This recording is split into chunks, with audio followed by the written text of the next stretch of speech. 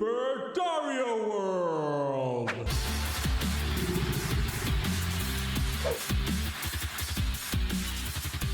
Let's move on to the NFC North, and we will begin with the number one team in the NFC last year, the Detroit Lions. The Detroit Lions finished off last season with a record of 15-2, making them the best team in the NFC, and shocking everybody because every single defensive player got injured last season. So everybody expected them to drop off, but no, the offense was so good that they found a way to keep winning games.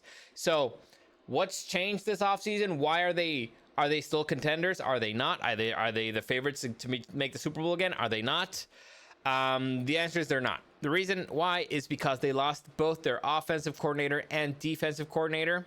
Their defensive coordinator, Aaron Glenn, left for the Jets, and Ben Johnson, their offensive coordinator, left for division rival, the Chicago Bears. So really, really tough to replace both of your coordinators, especially good ones, because again, Aaron Glenn managed to keep the defense afloat with every single person injured, and Ben Johnson has, let's just say, a very creative mind in his play calling. So unfortunate for them, but they have a deep enough roster that it shouldn't affect them that badly. Now, who did they replace these two with? They replaced the offensive coordinator, Ben Johnson, with John Morton.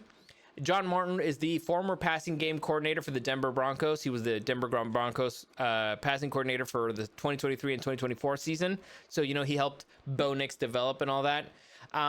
You can see a connection here between Dan Campbell and this guy because they're both from the Sean Payton coaching tree. So familiarity there. On the defensive side, they promoted Kelvin Shepard, who was their former linebackers coach. So again, part of the staff that helped maintain a very injured defense rolling. And so we'll see how it goes. Again, they have a very, very good, very deep roster, so they should be fine. Maybe a few growing pains here and there to start off the season. I think the biggest issue might be on defense than on offense, but we'll see. Again, their offense was really good last year. They have one of the best O-lines in the league, so I'm pretty sure they'll be fine. Moving on to the Minnesota Vikings. The Minnesota Vikings finished off last season with a record of 14-3 with quarterback Sam Darnold. So what do? They let him go. So that's always a smart thing to do. You have a quarterback who wins you 14 games and you just send him packing. And he left for the Seattle Seahawks, who offered him more money. So good for him. Particularly because everybody thought that Sam Darnold's career was dead. And now he went to the Seahawks and made a few $100 million. So again, good for him. Hopefully things work out. So who's their quarterback now? It's rookie. Well, not rookie. It feels like a rookie. Well, quarterback J.J. McCarthy, who they drafted last season from the Michigan Wolverines and who got injured in the preseason and hasn't played a single snap in the NFL regular season yet. So for all intents and purposes, he is a rookie. Again, he's never played a snap in a regular season. Now, people rave about this guy. We'll see how it goes. I've seen clips that say one thing. I've seen clips that say another. So I don't know what to expect.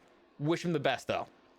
Now, the Vikings clearly felt like they needed a little bit more of insurance, so they got quarterback Carson Wentz to be their number 2, which honestly, it's really, really good insurance. Now, Carson Wentz has been a good quarterback in the league. The issue is that every single play, you don't know if he's going to get injured. He is the most exciting man in the NFL because you never know if he's going to get injured or not. The man is, let's just say he takes risks. So maybe he learned a thing or two in his time in Kansas City. Well, we'll see. Next, they got right guard Will Fries and center Ryan Kelly from the Colts. Honestly, this is a phenomenal move for them because if you guys remember, Sam Darnold was running for his life a lot in their games against the Rams. So if your quarterback was getting killed and you kind of have a quarterback now that started off his career getting, season-ending injuries, you may want to protect him a little bit. So they got two really good linemen and who have a lot of chemistry together already. So, good idea there. And unfortunately for them, one of their wide receivers, their wide receiver 2, Jordan Addison, got a 3-game suspension for, I think it was a DUI, if I remember correctly. So in order to replace him for those 4 games at least, they traded with the Panthers to get wide receiver Adam Thielen back in the building. So that should provide a little bit of help. Well, not a little bit, a lot of help, considering again that, one of your best wide receivers got suspended and you brought back one of the better wide receivers in your franchise. So, or at least recently. So hopefully he will help out JJ McCarthy there, but in the end, who knows? Finally, they extended running back Aaron Jones with a 2-year deal, and they got running back Jordan Mason from the 49ers in a trade. So they've beefed up their offense. They've brought in O-line. They brought in running backs. So theoretically, as you can see, that they're trying to do everything to make things easier on the kid, right? For all intents and purposes, he's a rookie. He will have KOC as his head coach, who appears to be a quarterback whisperer. We'll see how it goes. Their defense, on the other hand, they also made a few moves there. They got cornerback Isaiah Rodgers from the Eagles. Safety Harrison Smith got extended. He was an in-house product. And they got defensive tackle Jonathan Allen from the Commanders. So bolstered off the offense, bolstered up the defense. Things should be looking good in Minnesota on paper. It literally all rests on JJ McCarthy's shoulders and that he can play ball. We'll see how it goes. Next, we got the Green Bay Packers. As I mentioned, the luckiest sons of this offseason. Last season, the Packers finished off with a record of 11-6. They made the playoffs. They actually played reasonably well throughout the season. They just had a few injury bugs here and there, particularly with the wide receivers. But they traded, if I remember, no, they didn't trade. They traded for Micah Parsons. I thought I was getting a wide receiver thing. No, they traded for defensive end Michael Parsons. I was going to say Michael, stupid Jerry Jones. Micah Parsons. One of the best edge rushers currently in the NFL. Again, generational player. And they just, on paper, completely fleeced the Cowboys. Because, I already said what I need to say about the Cowboys side that doesn't make any sense for them. It makes total sense for the Packers to get Micah Parsons. And with getting Micah Parsons, they go from being a good potential playoff team to a Super Bowl contender, at least on paper.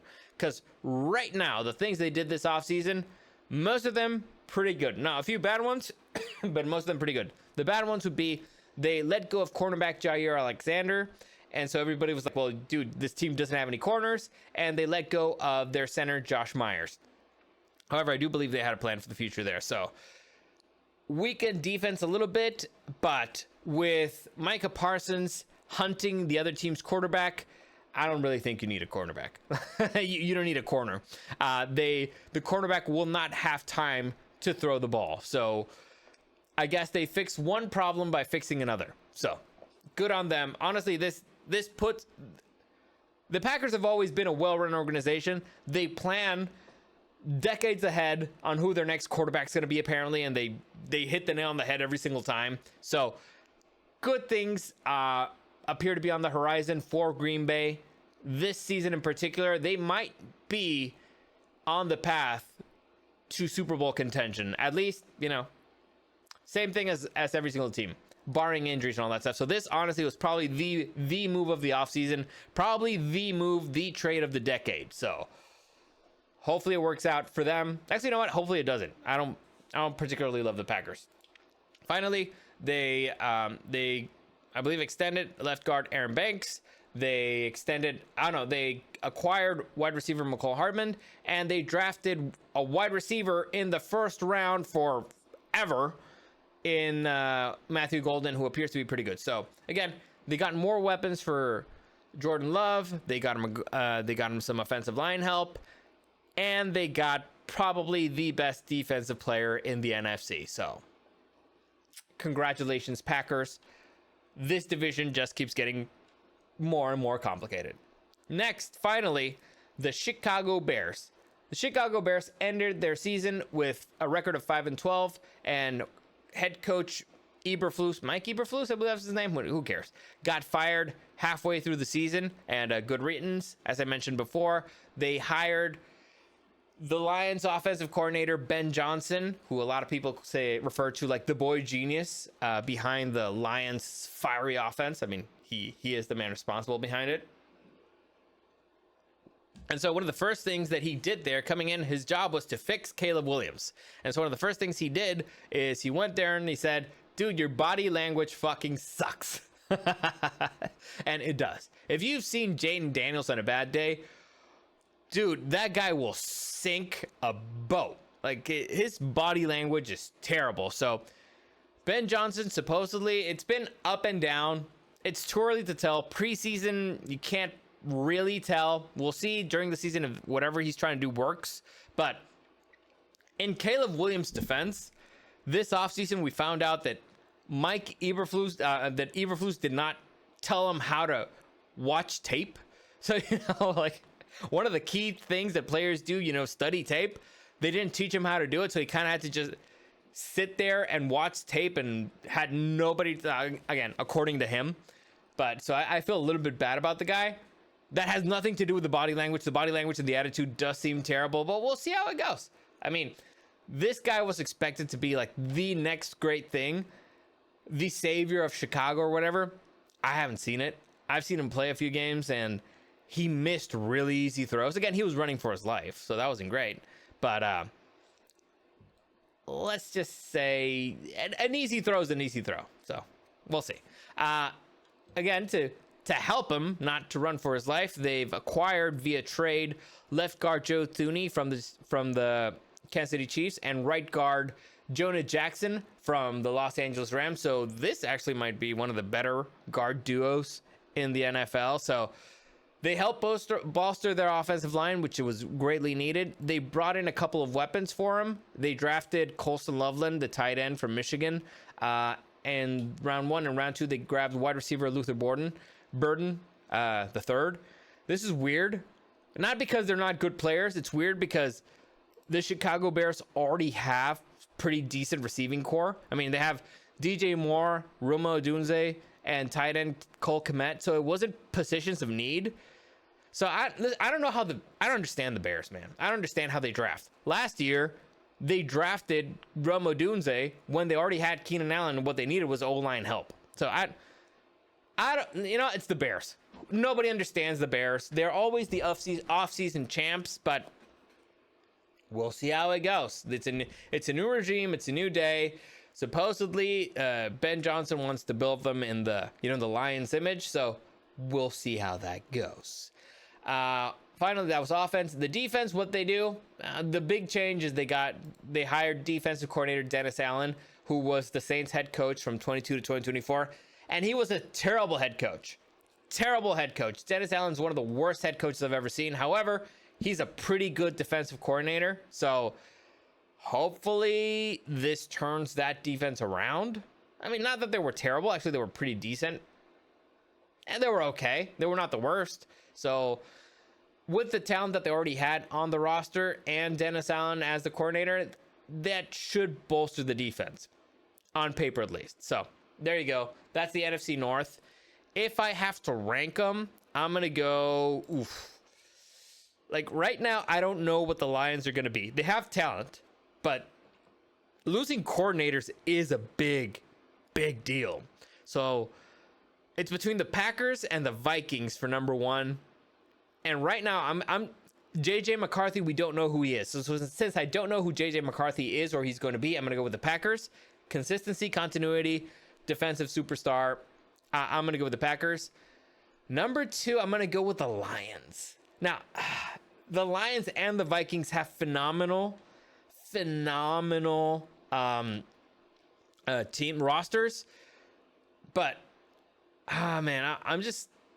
Again, you don't know what JJ McCarthy is going to be, and a lot is dependent on JJ McCarthy. So I'm going to go with the Lions, Vikings number 3, and the Chicago Bears number 4. Now the Bears might surprise us, but I doubt it. Anyway, That's it for the NFC North. Let me just give you a quick reminder again. If you want to join my NFL Picks League, you just have to go to nflpicks.com and pool, select SDW League. The password is SDW2025.